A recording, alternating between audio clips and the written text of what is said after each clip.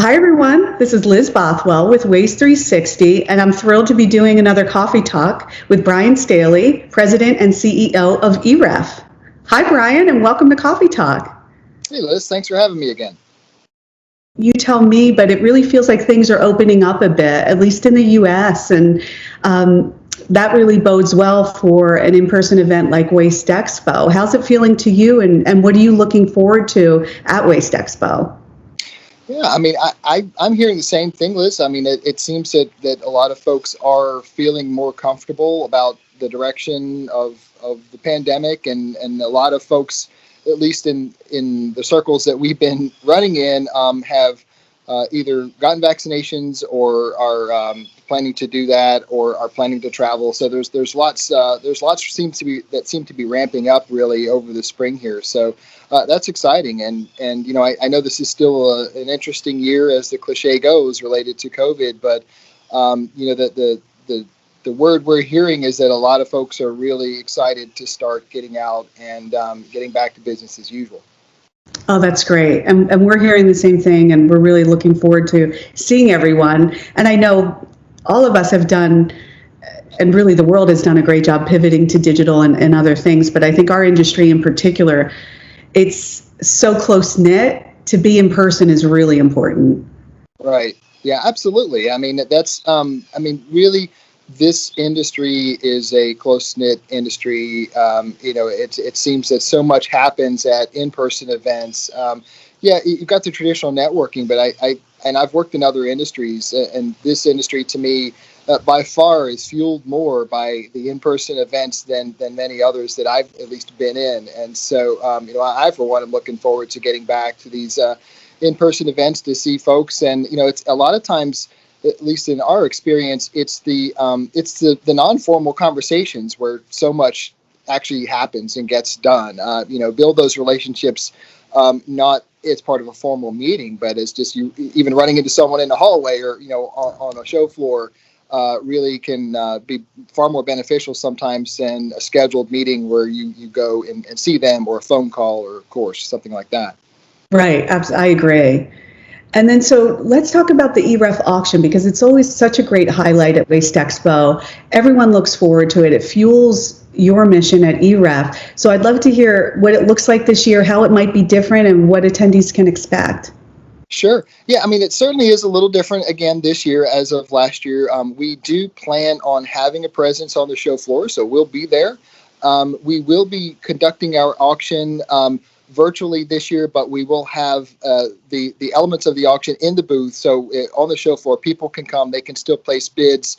We just won't have the live auctioneer that we've had in prior years still this year. We plan on coming back in 2022 full force.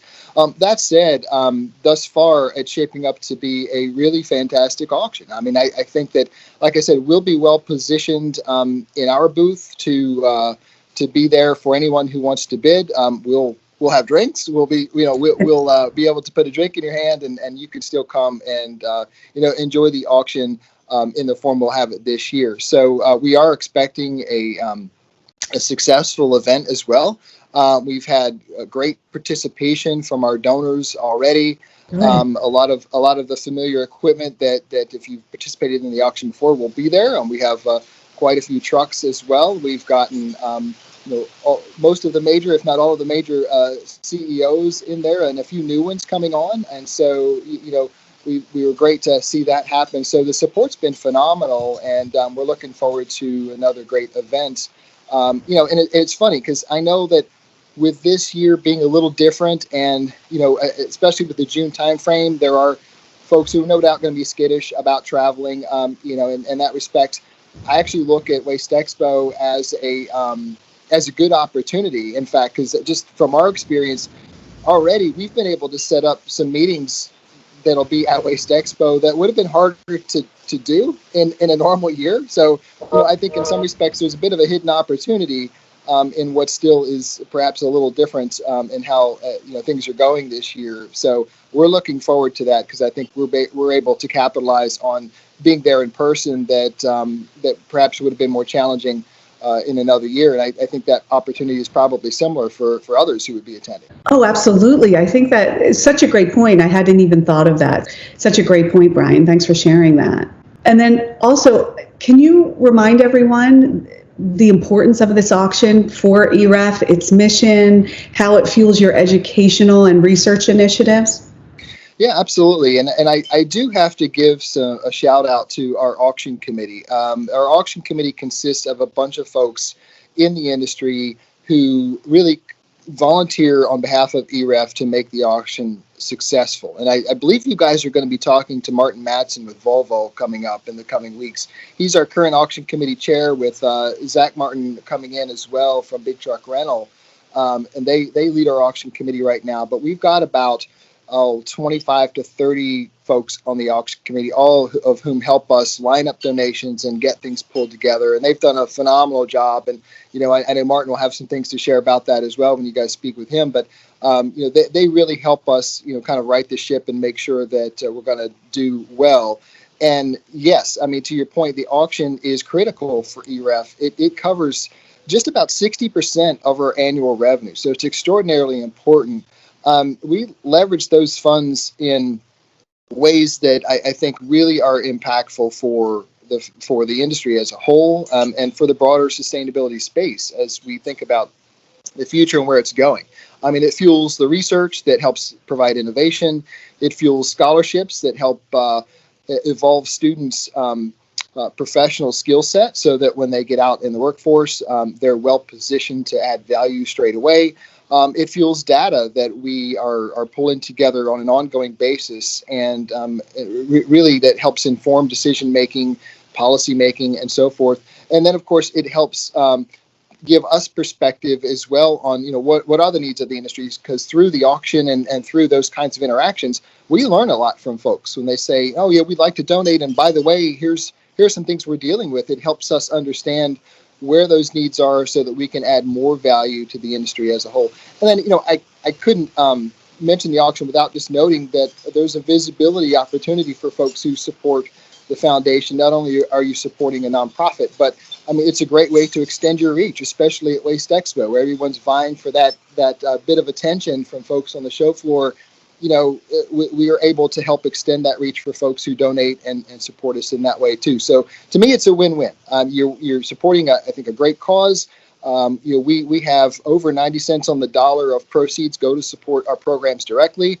You've got a marketing value proposition, and you can support the auction for as little as $400. I mean, it's and compared to the expense of even just getting to a location, that's a really minimal expense in many respects. And so there are lots of ways that somebody could support the effort at significantly or at a reduced cost, depending on where you're at. And we would love to have folks come and help support the foundation. And then we would love to explain what we do with that. And I think that's been a very positive interaction for all who have supported the foundation. When they see what we do with that money, it's used to really help advance, innovate, and support the future of where the industry is going.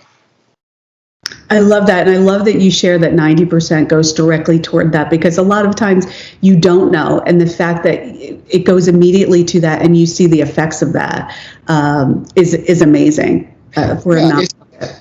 That's right. I mean, it is. There are watchdog groups out there. We are listed on those. And I would encourage, if anyone, you're going to support any charity, I think folks should go to those. One of them is called Charity Navigator. EREF is rated a 4-star charity out of 4 stars. And you have to meet a lot of criteria to reach that. But that represents kind of the highest quality of charity that somebody could support. Why? Because you're not spending all that money on administrative costs. You're pushing that into the programs and into the mission, and that's where it should be going in the first place. Absolutely. That's fantastic. And also, I will be bidding again. I like how you mentioned that minimum. I haven't won one of my football trips yet, Bryan, but this might be my year. I'm going for it. That's great. I'll keep an eye out for that bid. Thank you. I'll keep you posted too. And you mentioned sustainability, Bryan, and that's a great segue into, I know that you are supporting our new initiative, which is called Sustainability Talks. And really, the premise behind that is let's have some bold talk and real action, right, around sustainability and our industry's role within it, because it really seems the last few years have been quite a tipping point for our industry. And why not be part of this and really lead the industry forward around it? So I would love your thoughts around sustainability, where it fits within the industry, because I know you're a truth teller. You think about the research and the data behind that, and not any greenwashing. So I'd love to hear your thoughts around that and EREF's stance on sustainability. Sure. There was a time that certain conversations around the industry would gravitate towards the broader conversations of sustainability. And I think there was a perspective that, the upstream folks, your product manufacturers, your retailers, they should just let the waste industry manage the waste, and we won't tell them how to make their packaging. I think that conversation really has shifted to a different perspective today, where there's a much stronger connectivity between the overall supply chain and how it works, the life cycle of products. For example, when you think about product manufacturers, well, they have to get their resources from either virgin materials or recovered materials. And so in many respects, they drive end market demand from a recycling facility or from other strategies to divert materials. So there's a direct connection there to the product manufacturers. And certainly when you go to that life cycle, if you can picture kind of a circle and a graph, I mean, the last sort of stage of that cycle before it begins again is the waste management phase. And many folks would point to that and go, well, that's the waste management industry. That's the space they occupy. And I would say, yes, that's true, but that's not the only people who would be influencers in that particular phase. The consumers, they make the first decision about where the waste is going to go. So that they, in essence, kind of dictate which can it ends up in. That's critically important, because that automatically dictates how the waste industry handles that. And then, of course, as I mentioned earlier, the product manufacturers are kind of at the tail end of that waste management part of the phase. And their decisions, whether it's to use more recycled content, whether it's to downcycle their materials, that can cause end market challenges for the waste industry too. So it is far more connected than I think it was, say, 20 years ago. And I think that brings the waste management industry right into the middle of the spotlight for the overall sustainability conversation. So it's critically important, and I think the waste industry can play a critical role, not just in managing the waste, but being a voice for those in that space who are making decisions on what kind of packaging they should create around a particular product. I mean, certainly there are non-waste related decisions, non-sustainability related decisions that need to be made that are also rather important, like, preserving, if it's food, preserving that food so that it's on the shelf for a while, those kinds of things. But certainly there's information that EREF, that the industry can share with these product manufacturers, and they in turn can share where the limitations are that ultimately can help drive higher end market demand, minimize contamination, and those kinds of things. And to that extent, EREF has taken a pretty significant jump in where we see EREF being in taking a leadership role. To that extent, we just approved a new strategic plan 2 days ago. We revamped our mission and vision as part of that. So this is the first time I've made any announcement related to our new mission and vision, but our new mission is to advance scientific research and create educational pathways that enable innovation in sustainable waste management practices.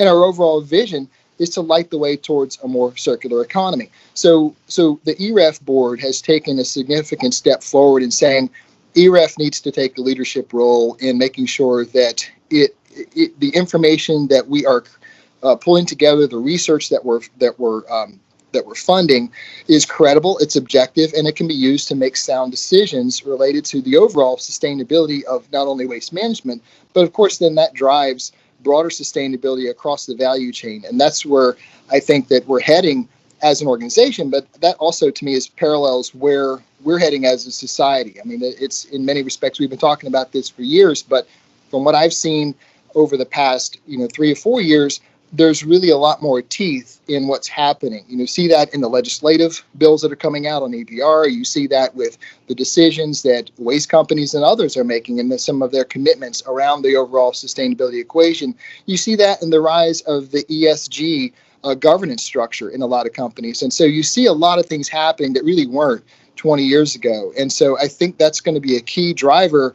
And in my view, what do you need in order to make those kinds of decisions around an ESG governance structure? You need data. You need sound information, sound science, because that's going to be where those decisions can be made. And while I love aspiration, I don't like aspiration that's not grounded in science. There's an old broadcaster named Casey Kasem who used to say, keep your feet in the ground to keep reaching for the stars. And I feel like that's exactly what EREF can help people do, is keep the feet on the ground to say that here's the reality of science as we know it today. Does that mean we shouldn't be aspirational about where we want to go? No, absolutely not. We should be, but we do have to understand that there are certain limitations until we can advance the technology and advance the science, and that's really why EREF exists. Absolutely. And it's great that you're talking about grounding everything in science. And I think that's the reality check that we all need. And I think for the industry itself, I think the industry has always been there as a resource for a lot of these upstream, manufacturers and designers to say, hey, we're here, we're willing to come to the table. You need to come to us as well. So I think to be able to open up those conversations is going to be huge for everyone involved. And it can only help going forward, like you're saying, around the legislation that's coming out and just what consumers want. Gen Z, they're buying brands based on their sustainability initiatives. So the focus is only going to grow greater. So I love that you're seeing the connection and that we can all support this going forward and do some really great things. Yeah. And I totally agree. It's going to be, and I think it's going to be more confusing for people because as more focus is placed on this, then of course you've got more people pushing information out, and it becomes important for folks to really start to understand which organizations provide the more credible information, really do your homework. And that includes, EREF. You get something from EREF, I take pride in the fact that we do our homework, that we are well-grounded, we provide the references. If we do something internally, we provide the methodology. So conceivably, with what we do, anybody could replicate what we've done if you want to spend the time to do it. And I think that's the beauty of good science, is that if you want to understand how it's done, the methodology is there. One of my biggest criticisms of anybody putting out, scientific information, you might want to put quotes around that depending, but is if they publish something and there's no methodology, or they say, oh, we have a methodology, but they're not willing to publish that. And that to me is a big, huge red flag, because in today's day and age, it's so easy to propagate information that anybody could generate. You could throw anything on YouTube today. You could say anything that could sound really good, but it may not be based on anything real. And so that's a big challenge, I think, especially in the sustainability space. There, you mentioned greenwashing earlier. That is a huge problem. Making sure that information that's being put out there is data driven. It's based on sound science, and if it's not, at least that source should be willing to point out the caveats. Here are the limitations of what we're saying, and so take this, for what it's worth based on where we're at. And that's really important in moving forward, because otherwise it's going to get, there's a lot of confusion that can be proffered, in different circles. What else is happening around data research, and what other projects you guys have in the hopper? I'd love to hear. Yeah, absolutely. So we've got a lot happening. We recently finished 2 targeted RFPs on research around PFAS and around landfill gas emissions. These are both key areas. Of course, you got PFAS as kind of an emerging contaminant that there's a lot of focus on. Landfill gas emissions have always been a significant point of discussion for facility owners and landfill owners. And then, of course, the EPA and many focus on emissions from landfills. And so getting more research behind that to understand the connectivity between models that are being used to create policy and direct measurements of emissions is critically important. The technology has gone from almost Stone Age to space age in terms of how we can measure emissions nowadays. You can measure emissions with satellite technology, with drones. I mean, we weren't even talking about that stuff 6-7 years ago. So those are critical advances that we've jumped all in on. On the PFAS side of things, we just rolled out a PFAS resources website that contains really all of the scientific research that has occurred around the PFAS topic. You can go and download an Excel file, for example, that contains hundreds of references. If you don't want to do that, we've actually curated a list for you on our website that you can go to. And there are just a few dozen publications that are sort of summary publications that you could pull down and get a good sense for what's happening. And it's curated in the sense that we have handpicked those, but we'll be updating that as things go. Other things that we're working on, we are, as you might remember, we published we call it our waste generation study, but it's basically a parallel effort to understand how much waste is generated across the United States and where it goes. We're updating that, slated to get that finished later this year.